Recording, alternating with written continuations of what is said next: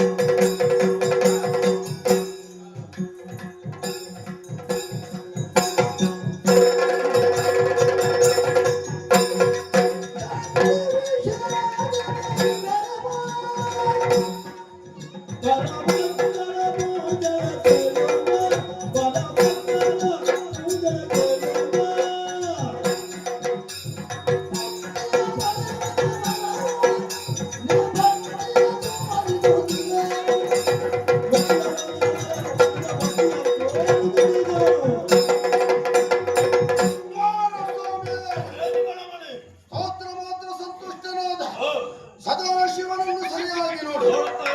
ದೇವರನ್ನು ಪೂಜೆ ಮಾಡಬೇಕು ಅಂತ ಆದ್ರೆ ಇದೇ ವಿಧಾನದಿಂದ ಪೂಜೆ ಮಾಡಬೇಕು ಎನ್ನುವ ಹಾಗೆ ಯಾರು ಹೇಳುವುದಿಲ್ಲ.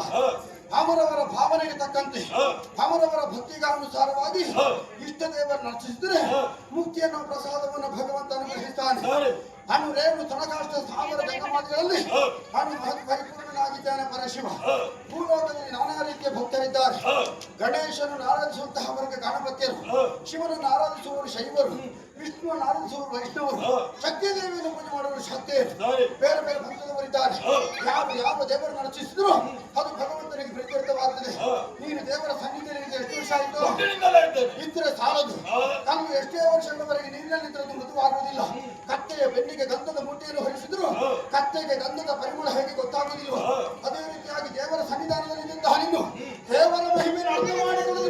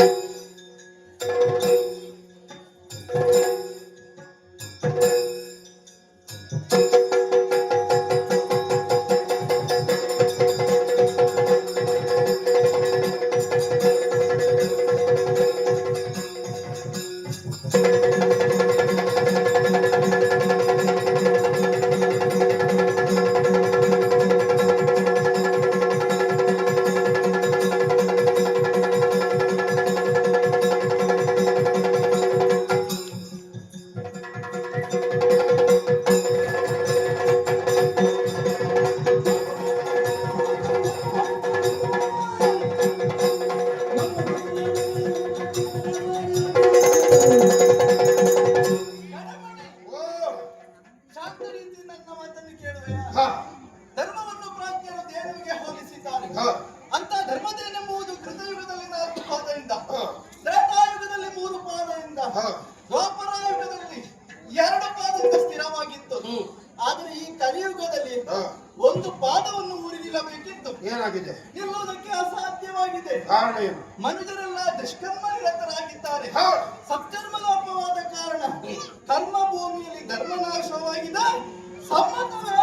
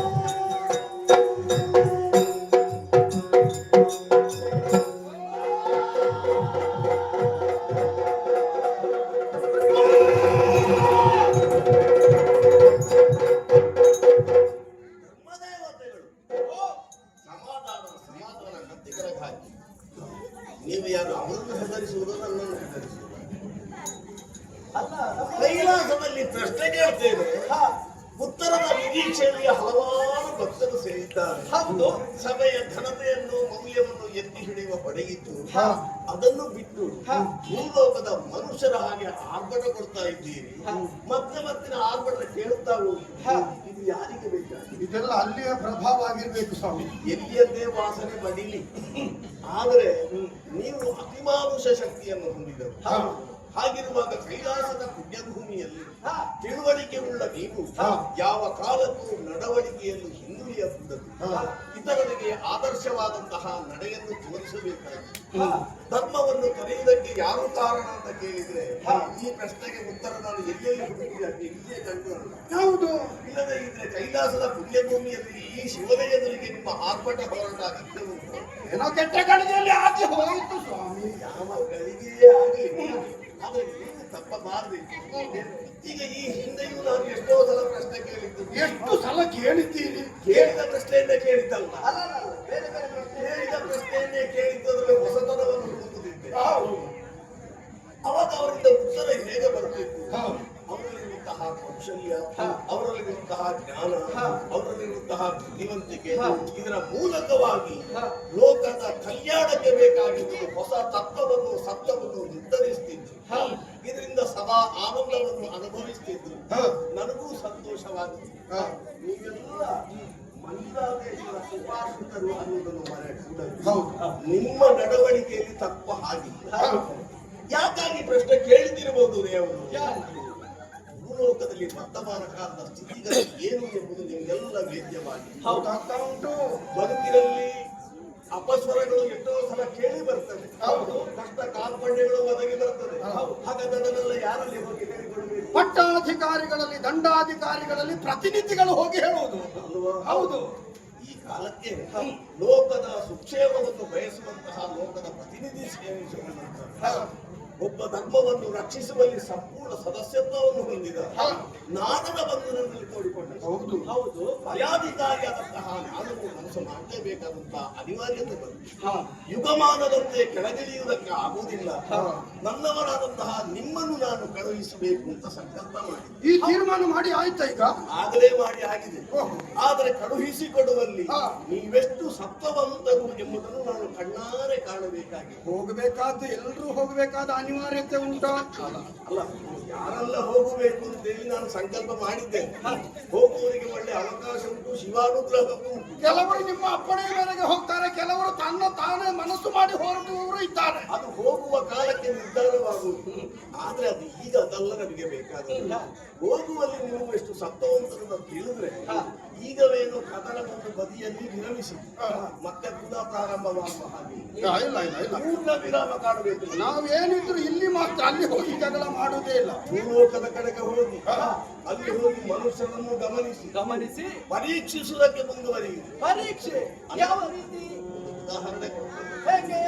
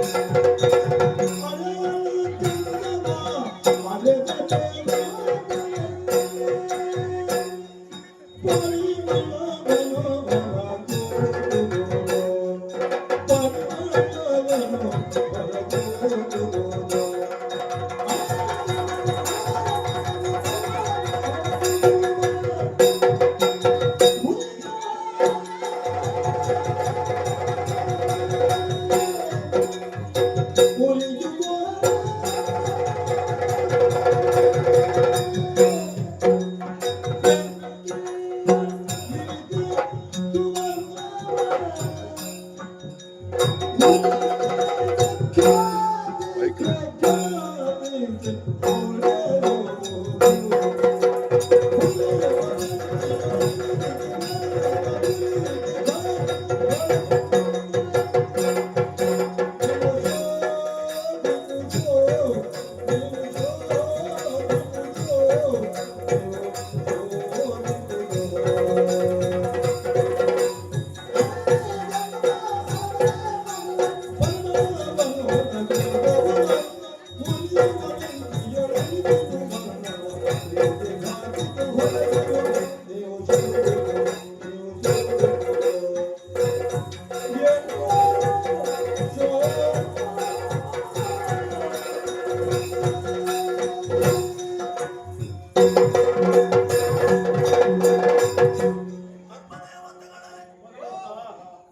ಸಾಂಘಿಕವಾದಂತಹ ಪ್ರಯತ್ನವನ್ನು ತೋರಿಸುವುದರ ಮೂಲಕವಾಗಿ ನನ್ನ ಮನಸ್ಸನ್ನು ಗೆಲ್ಲಬೇಕು, ನನ್ನ ಆಶೆಯನ್ನು ಈಡೇರಿಸಬೇಕು. ಹೌದು.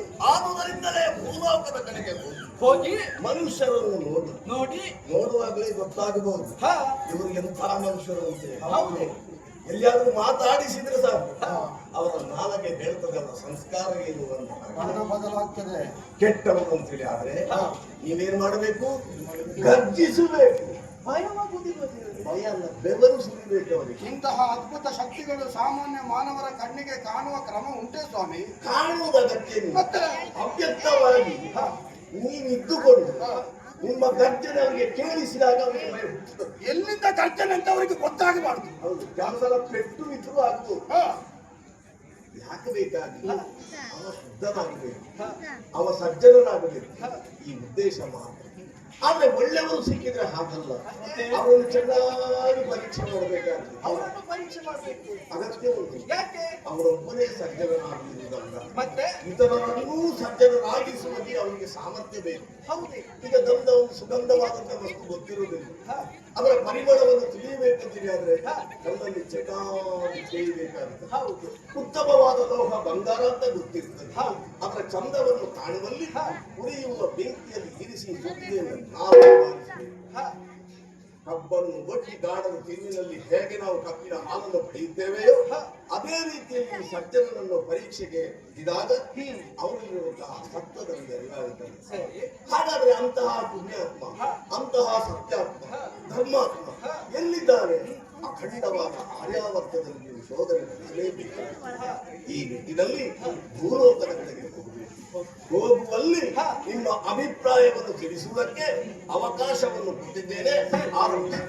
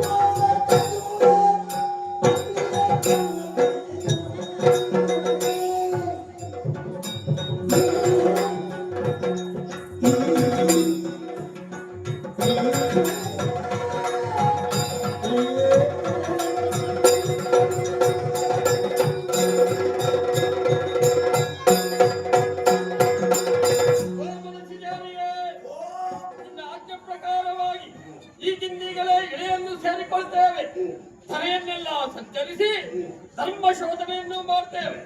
ಎಲ್ಲಿ ಸತ್ಯಾತ್ಮನು ಧರ್ಮಾತ್ಮನು ನಮ್ಮ ಪಾಲಿಗೆ ದೊರೆತಂತಾದರೆ ಅವರ ಮೂಲಕ ಲೋಕವನ್ನು ಬೆಳಗುವುದಕ್ಕೆ ಧರ್ಮ ದೇವತೆಗಳಾಗಿ ನೆಲೆಯುತ್ತಾರೆ ನಾನು ಬಯಸಿ. ನೀನೇ ಮಾಡ್ತೀನಿ.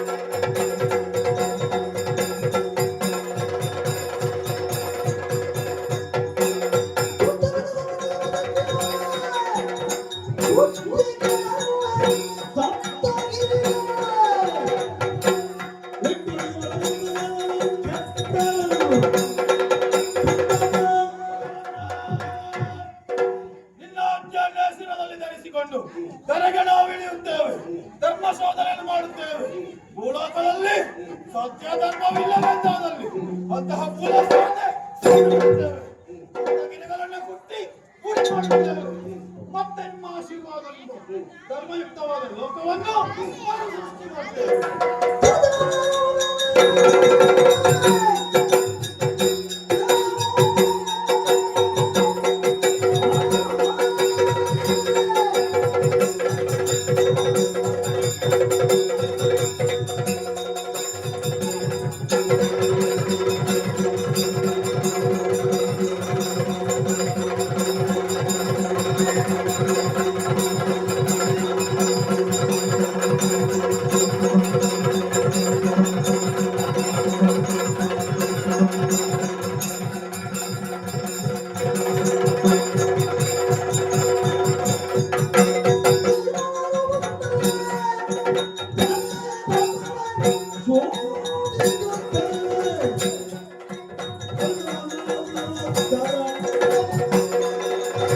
ಭಗವಂತ, ನಮ್ಮ ಬಗೆಗೆ ನಮ್ಮ ಶೋಧನೆಯನ್ನು ಹೇಳಿದ್ದೇವೆ.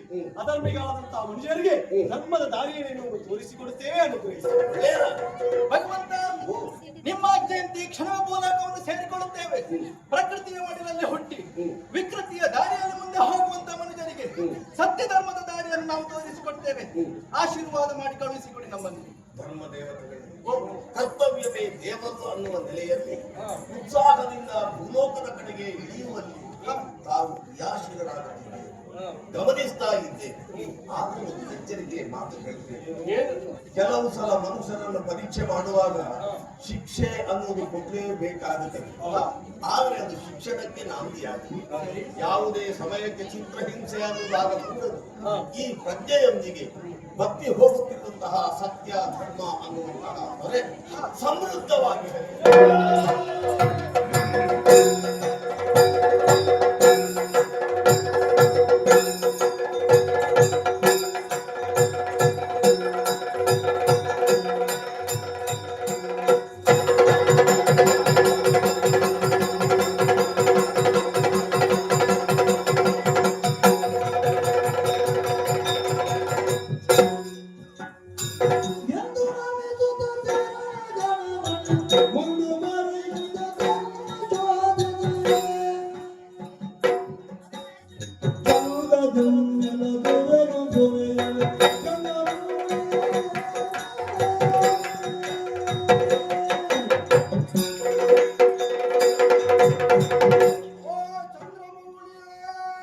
ಗಡಬಡಿಯ ಪಾದಾರವಿಂದಗಳಿಗೆ ಪ್ರಣಾಮವನ್ನು ಸಲ್ಲಿಸ್ತಾ ಇದ್ದೇನೆ.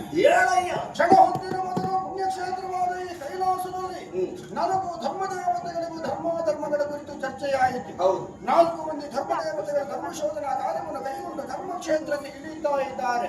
ಹೋಗುವಾಗ ಅವರಾಡಿದಂತಹ ಮಾತುಗಳನ್ನು ಗಮನಿಸಿದೆ. ಧರ್ಮವಿಲ್ಲದಂತಹ ದರಿದ್ರಿಯನ್ನು ಸುಟ್ಟು ಭಸ್ಮಗೊಳಿಸುತ್ತೇನೆ ಎನ್ನುವ ಹಾಗೆ ಆಡಿದರು. ಕಮಲದ ಸೃಷ್ಟಿಯನ್ನು ಸುಡುವಂತಹ ಅಧಿಕಾರ ಧರ್ಮದೇವತೆಗಳಿದೆಯೇ? ಒಂದು ವೇಳೆ ಹಾಗೆ ಮನ ಮಾಡಿದ್ದೆ, ಹೌದಾದರೂ ಅವರಿಲ್ಲದೆ ಸಾಧ್ಯ ಮಾಡಿದ್ದೆ. ಧರ್ಮ ಶೋಧನೆ ಮಾಡುವುದಕ್ಕೂ ಅವರಿಂದ ಅಸಾಧ್ಯವನ್ನು ತೀರ್ಮಾನ ಮಾಡಿಕೊಂಡೆ. ಅವರು ಆಡಿದಂತಹ ನುಡಿಗಳನ್ನು ಕೇಳಿಸಿಕೊಂಡು ಪ್ರೀತರಾಗಿ ತಮ್ಮ ಅಧಿಕಾರಕ್ಕೆ ಬಂದಿದ್ದೇನೆ ಸ್ವಾಮಿ. ಭೂಲೋಕದಲ್ಲಿ ಹುಟ್ಟಿದಂತಹ ಪ್ರತಿಯೊಬ್ಬ ಮಾನವನು ಅಧರ್ಮ ಮಾರ್ಗದಲ್ಲಿ ನಡೆಯುತ್ತಾ ಇದ್ದಾನೆ ಎಂಬುದನ್ನು ಹೇಳುವುದಕ್ಕಾಗುವುದಿಲ್ಲ. ತನ್ನದಾದಂತಹ ನಡೆ, ನುಡಿ, ಆಚಾರ, ವಿಚಾರ, ವ್ಯವಹಾರಗಳಿಂದ ಆದರ್ಶ ಬದುಕನ್ನು ಸಾಗಿಸ್ತಾ ಇರುವಂತಹ ವ್ಯಕ್ತಿಗಳು ಅನೇಕರಿರಬಹುದು. ವಿನಾಕಾರಣವಾಗಿ ಅವರು ಶಿಕ್ಷೆಯನ್ನು ಅನುಭವಿಸಬಾರದು. ಹೋದಂತಹ ಧರ್ಮದೇವತೆಗಳಿಂದ ಯಾವುದೇ ಒಂದು ರೀತಿಯ ಅನಾಹುತಗಳಾಗಬಾರದು. ಹಾಗಾಯಿತು ಅಂತಾದ್ರೆ ಈ ಕ್ಷೇತ್ರಕ್ಕೆ ಕೆಟ್ಟ ಹೆಸರು ಬರ್ತದೆ ಸ್ವಾಮಿ. ಅವರಿಗಿಂತಲೂ ಹೆಚ್ಚಿನ ಹೊಣೆಗಾರಿಕೆಯಲ್ಲಿ ಧರ್ಮ ಶೋಧನೆಗೆ ನಾನು ಮುಂದರಿಟ್ಟಿದ್ದೇನೆ. ಕಳುಹಿಸಿಕೊಡುವಿರಾ? ಗಡಮಣಿ ದೇವ, ಮಂಜುನಾಥ ಸ್ವಾಮಿಯ ಪ್ರಧಾನ ಸೇವಕ ನೀವು. ಕೈಲಾಸದಲ್ಲಿ ನಿನಗೊಂದು ಪ್ರತ್ಯೇಕವಾದಂತಹ ಸ್ಥಾನವೂ ಉಂಟು. ನಿನ್ನನ್ನು ಈ ಕಾಲಕ್ಕೆ ಕಳುಹಿಸಿಕೊಡಬೇಕೆನ್ನುವಂತಹ ಸಂಕಲ್ಪ ನಾನು ಮಾಡಿರಲಿಲ್ಲ. ಹೋಗಬೇಕೆನ್ನುವಂತಹ ಉತ್ಸಾಹವಿದೆ. ನಿನ್ನ ಉತ್ಸಾಹಕ್ಕೆ ಭಂಗವನ್ನು ಉಂಟು ಮಾಡುವುದಿಲ್ಲ. ನೀನು ತೆರಳಯ್ಯ, ಮನುಷ್ಯರನ್ನು ಪರೀಕ್ಷೆ ಮಾಡು. ಆದ್ರೆ ಯಾರಿಗೆ ದೇವರ ಮೇಲೆ ಭಕ್ತಿ, ಗುರು ಹಿರಿಯರ ಸೇವೆಯಲ್ಲಿ ಆಸಕ್ತಿ, ಧರ್ಮದಲ್ಲಿ ನಿಷ್ಠೆ, ಸತ್ಯದಲ್ಲಿ ನಂಬಿಕೆ, ಬೇಡಿ ಬಂದವನಿಗೆ ಇಲ್ಲ ಅನ್ನದೆ ಆರ್ತರನ್ನು ಆಧರಿಸಿ ಬೆಳಗಿಸುವಂತಹ ಸನ್ನಡತೆಯನ್ನು ಮೈಗೂಡಿಸಿಕೊಂಡ ಸಲ್ಲಕ್ಷಣ ನಂತರವೂ ನೀನು ಪರೀಕ್ಷೆಗೆ ಬಂದು ಸರಿ. ನಿನ್ನ ಪರೀಕ್ಷೆಯಲ್ಲಿ ಅವ ತೇರ್ಗಡೆ ಹೊಂದುತ್ತಾರೆ ಎಂದಾದರೆ ಆದ್ರೆ ಒಂದು ದಿವಸ ಸತ್ಯ ಧರ್ಮವನ್ನು ಬೆಳಗಿಸುವಂತಹ ಧರ್ಮಾಧಿಕಾರಿಯನ್ನಾಗಿ ನಿಯೋಜಿಸುವುದಕ್ಕೂ ಸಾಧ್ಯವಾಗುತ್ತೆ. ಒಳ್ಳೆಯದು. ಈ ನಿಟ್ಟಿನಲ್ಲಿ ಶುಭವಾಗು. ಹೊರಡುತ್ತೇನೆ ಸ್ವಾಮಿ. ನೋಡಿ, ಯಾವಾಗ ಕಳುಹಿಸಿಕೊಡ್ತೀನಿ ಅಂತ ಕಾಯ್ತಾ ಇದ್ದೇನೆ. ಹೀಗೆ ಹೋಗುತ್ತೇನೋ ಮತ್ತೆ ಈ ದಿವ್ಯಾಕಾರವನ್ನು ಕಾಣುವಂತಹ ಚೈತನ್ಯ ವರ್ತಮಾನ ಕಾಲದ ಮನುಷ್ಯರಿಗೂ ಉಂಟ. ಅಲ್ಲಿಗೆ ಹೋಗುವಾಗ ಇದೆಲ್ಲ ಅಗತ್ಯವಿಲ್ವೇ? ಮಾರುವೇಷದಿಂದ ಹೋಗು. ಹ, ಮುಂದೊಂದು ದಿವಸ ಧರ್ಮ ದೇವತೆಗಳಿಗೆ ಶ್ರಮಿಸಿದ್ರು ಅವರಿಗೆ ಪರಿಚಯ ಸಿಕ್ಕೋದು ಬೇಡ. ಅಪರೂಪಕ್ಕೊಮ್ಮೆ ಆದ್ರೂ ನಿಜ ರೂಪದಿಂದ ಕಾಣಿಸಿಕೊಳ್ಳಬಹುದೇ? ತೀರಾ ಅನಿವಾರ್ಯತೆ ಎಂದಾದ್ರೆ ಕ್ಷಣ ಮಾತ್ರ ಈ ದಿವ್ಯಾಕಾರದಿಂದ ಕಾಣಿಸಿತು. ಸಂತೋಷ. ಆದ್ರೆ ಹೋಗುವ ಪೂರ್ವದಲ್ಲಿ ಒಂದು ಬೇಡಿಕೆ ಸ್ವಾಮಿ. ಏನಪ್ಪ? ನಿಮ್ಮ ಸಂಕಲ್ಪ ಯಾವುದುಂಟು ಅದನ್ನು ಸಾಕಾರಗೊಳಿಸುವಲ್ಲಿ ನಾವು ಅನವರತಕ್ಕೂ ಶ್ರಮಿಸುವುದಕ್ಕೆ ಮುಂದಾಗುತ್ತೇವೆ. ಹಾಗೆಂದ ಭೂಲೋಕದಲ್ಲಿ ಧರ್ಮಸೂರ್ಯನಿಗೆ ಅಧರ್ಮ ಎನ್ನುವಂತಹ ಮೋಡ ಕವಿದಿದೆ. ಆ ಮೋಡ ಚದುರಿ ಹೋಗಲೇಬೇಕು. ಧರ್ಮಸೂರ್ಯ ಬೆಳಗಬೇಕು. ಆ ಪ್ರಯತ್ನವನ್ನು ನಾವು ಮಾಡುತ್ತೇವೆ. ಸುಸ್ಥಳ ಒಂದು ಸಿಕ್ಕಿತ್ತು ಅಂತಾದ್ರೆ ನಾವು ನೆಲೆನಿಲ್ಲುವುದಕ್ಕೆ ಮನ ಮಾಡ್ತೇವೆ. ನಾವು ನೆಲೆನಿಂತಹ ಕ್ಷೇತ್ರದಲ್ಲಿ ಮಂಜುನಾಥ ಸ್ವಾಮಿಯ ದಿವ್ಯ ಸಾನ್ನಿಧ್ಯ ಬೇಕು ಎನ್ನುವ ಹಾಗೆ ನಾವೆಲ್ಲರೂ ಒಕ್ಕೂಟದಿಂದ ಪ್ರಾರ್ಥಿಸಲು ಅಂತಾದ್ರೆ ಇಳಿದು ಬರುವೆಯಾ ತಂದೆಯೇ? ಯಾವ ಕಾಲಕ್ಕೂ ಶಂಕರರಲ್ಲಿ ಶಂಕೆ ಬೇಡ. ಸತ್ಯದ ಸ್ಥಳ ಧರ್ಮದ ಸ್ಥಳ ನೀವು ತೋರಿಸಿಕೊಟ್ಟ ಆ ಕ್ಷಣಕ್ಕೆ ಈ ಮಂಜುನಾಥ ನಿಮ್ಮ ಕಣ್ಣೆದುರಿಗೆ ಕಾಣಿಸಿಕೊಡುತ್ತಾನೆ. ಮಾತು ಬಿಡ ಮಂಜುನಾಥ ನನಗೆ ಜಗೋ